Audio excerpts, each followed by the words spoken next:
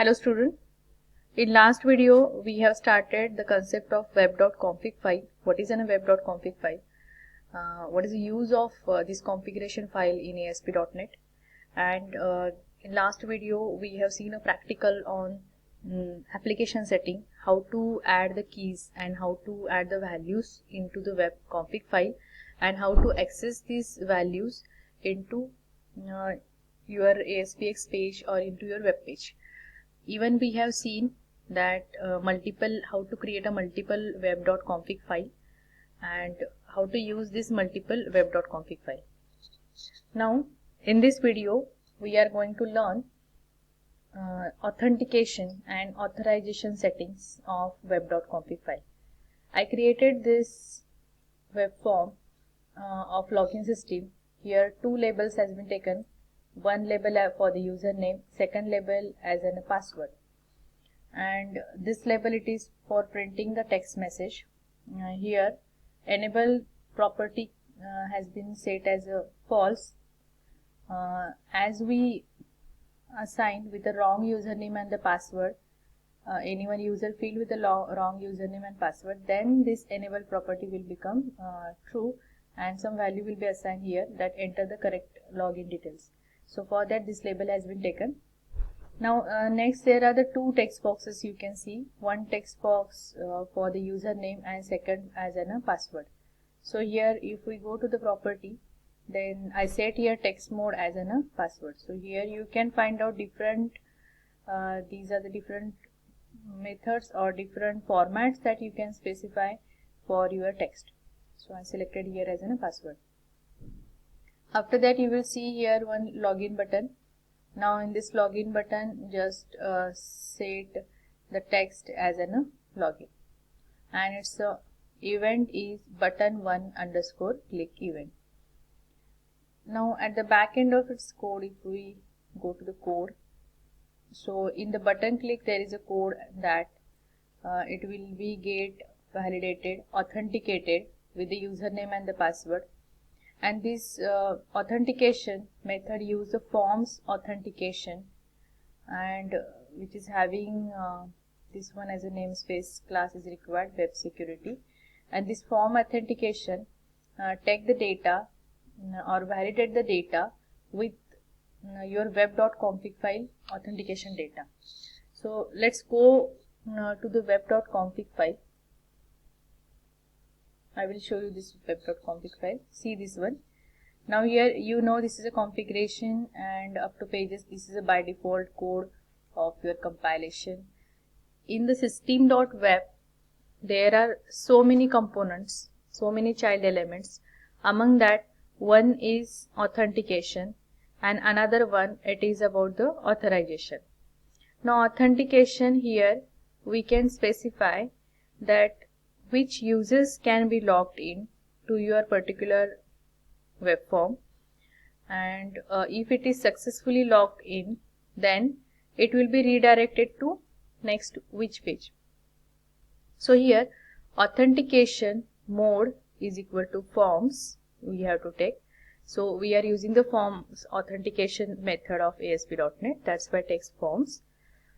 In the forms tag you can see here login URL. Here we have to specify for which ASPX page we are doing this login or we are authenticating the system. So login form underscore authentication.aspx, you can see this one, name of your login form. And then next one, it is about the default URL. If this login form, login URL, it is validated, authenticated with this username and the password, then this will be redirect to welcome.aspx page. Next one, credentials, you can see here. In the credentials tag, child tag, here password format is clear. Suppose I set this one, password format is equal to, you can see these are the different encryption algorithms are present.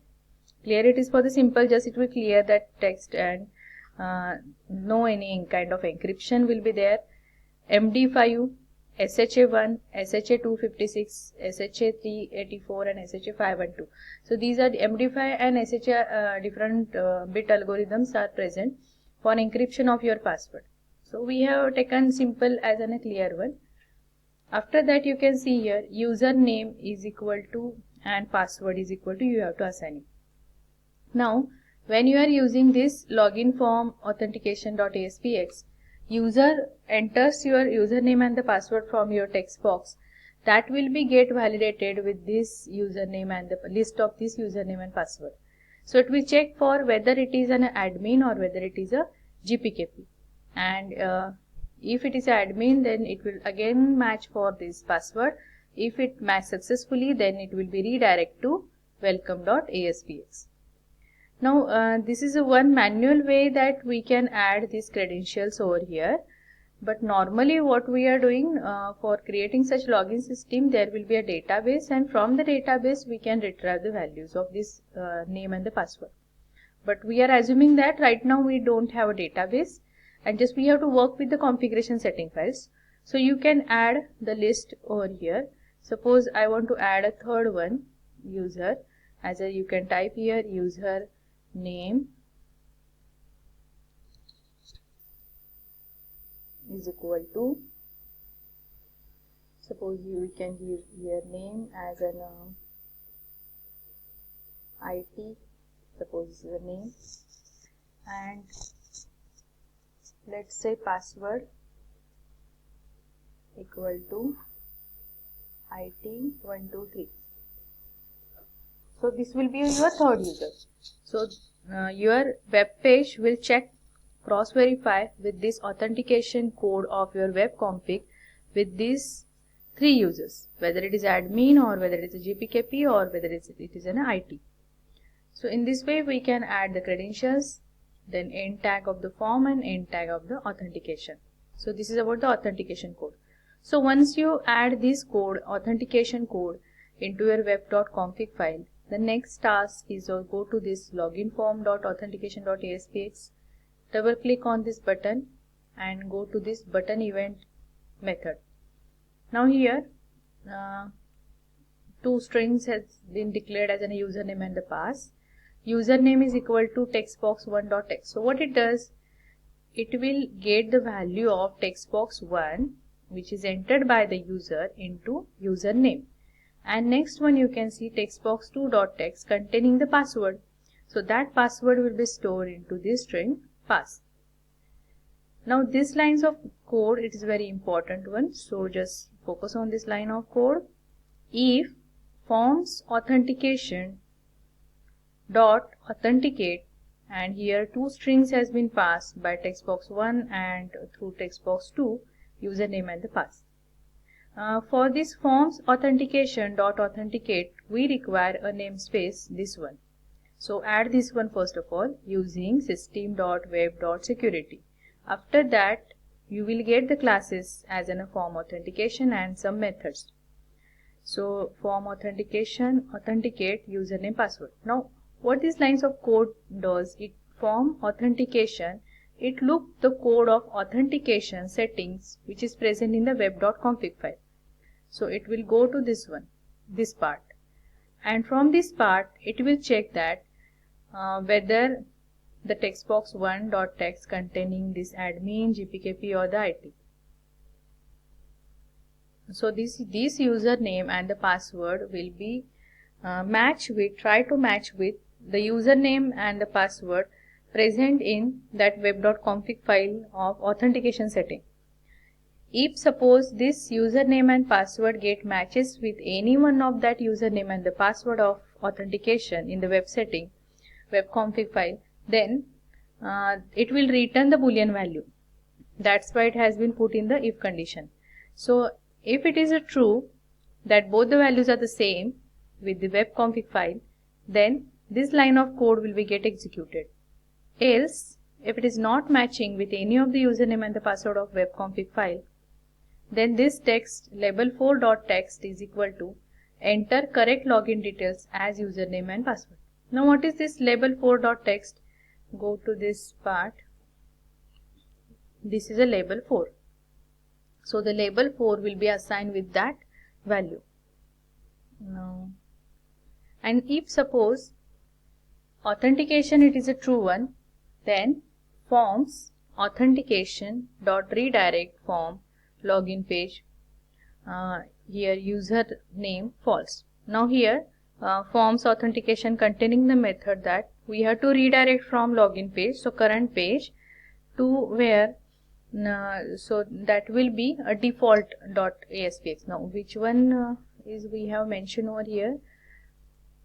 This one, welcome, default URL. So it will be redirect to default URL, that is a welcome.aspx. Now here you will see some values which are present within this as a parameter of redirect form login page. Now it means that it will pass the username as in the form of the cookies to store in the browser's memory, and false means that that cookie will be get deleted once you close your browser, once you close your application. So these are the two parameters.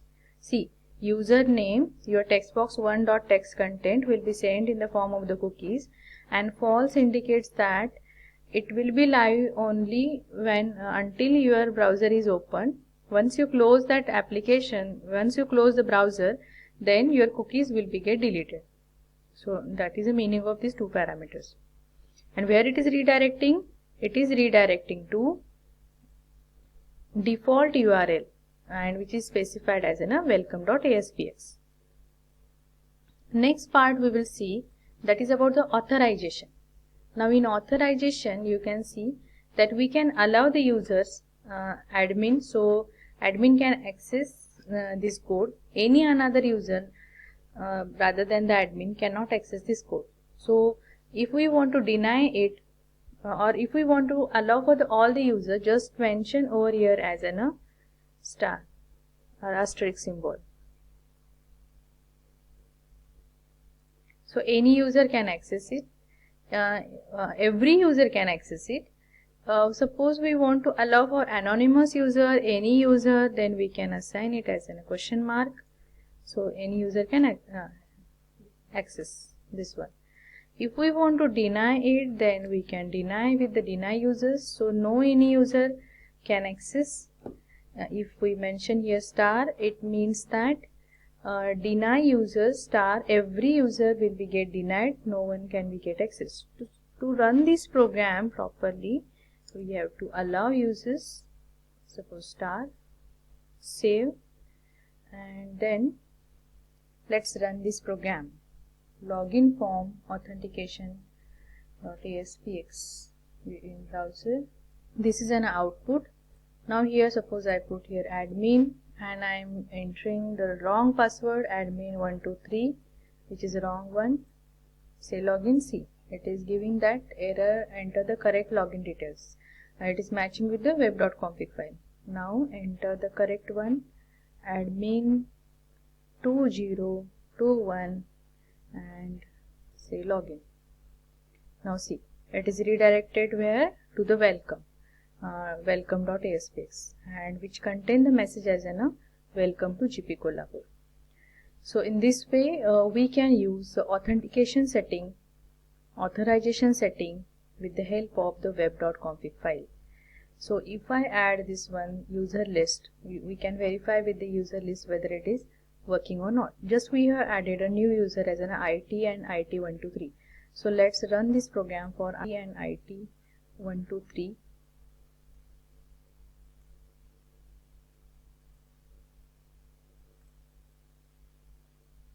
Go to the login form, authentication, view in browser. So write down here IT and IT123. See, it is again redirected to welcome to GP Kolhapur. And suppose I put wrong it, IT12. See, enter the correct login details as username and the password. So in this video we have learned the authentication setting and authorization setting of using web.config file. We will stop here and thank you.